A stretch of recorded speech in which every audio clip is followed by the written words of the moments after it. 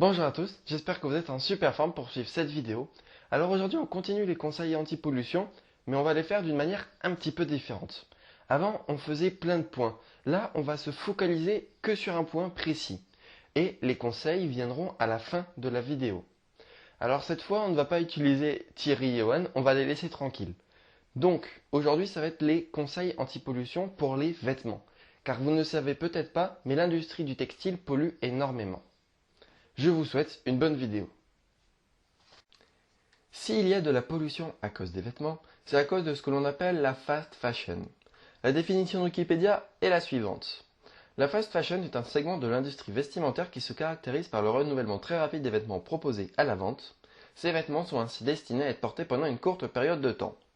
En gros, c'est renouveler en permanence les vêtements mis en vente et les vendre à un prix très bas, de manière à encourager le client à changer sa garde-robe le plus souvent possible.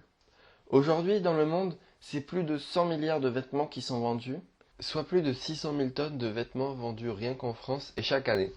Et le problème, c'est que l'on achète de plus en plus de vêtements. Le nombre de vêtements vendus a plus que doublé en seulement 15 ans. Et il y a deux matières premières qui sont vraiment beaucoup utilisées. D'abord, il y a le coton, avec un quart des vêtements et plus de 25 millions de tonnes produites. Les plus gros producteurs sont la Chine, l'Inde et les États-Unis, avec à peu près 5 millions de tonnes chacun. Puis vient le polyester. Ces deux-là sont mauvais pour l'environnement. Pour se rendre compte de cette pollution, il faut suivre leur cycle de vie. Tout d'abord, il y a la production de la matière première. Le coton est une matière naturelle car elle pousse à l'état sauvage. Mais le coton que l'on utilise, lui, n'est plus naturel. Il y a plusieurs dizaines d'années, il y a eu une crise dans le secteur du coton, car trop d'insectes. Donc, ils ont tout remplacé par des OGM résistants à ces insectes. Seulement, 3 à 4 ans après, les insectes sont revenus en masse, et ils étaient plus forts. Donc, on utilise de plus en plus de pesticides pour lutter contre ces insectes. Et on ne peut pas revenir au non-OGM, car il faut rien cultiver sur le même terrain pendant plus d'un an, car les OGM appauvrissent le sol. Le coton a besoin de beaucoup de pesticides. Il y a plus de 20 traitements par an. Et un quart des pesticides sont à destination du coton. Et quand je dis un quart des pesticides, c'est un quart des pesticides présents dans le monde entier. Le coton a aussi besoin de beaucoup d'eau. En effet, le coton est la plante qui demande le plus d'eau. Il faut plus de 5000 litres d'eau pour produire un seul petit kilo de coton. Il est devant le riz et le soja. Comme je l'ai dit la dernière fois, il y a bien entendu l'eau de la pluie. Mais cela reste quand même très important. L'utilisation de tous ces pesticides n'est pas seulement dangereuse pour la nature, mais elle est aussi pour les agriculteurs. Les pesticides utilisés sont dangereux. Ils sont même interdits en Europe. Mais pas là-bas, c'est-à-dire pas en Chine ni en Inde. Et les agriculteurs sont sous-payés.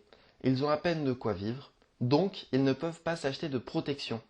C'est pourquoi ils pulvérisent les pesticides sans aucune protection et cela touche leur santé. Chaque année, plusieurs centaines de producteurs meurent à cause des pesticides et plusieurs milliers d'hospitalisations.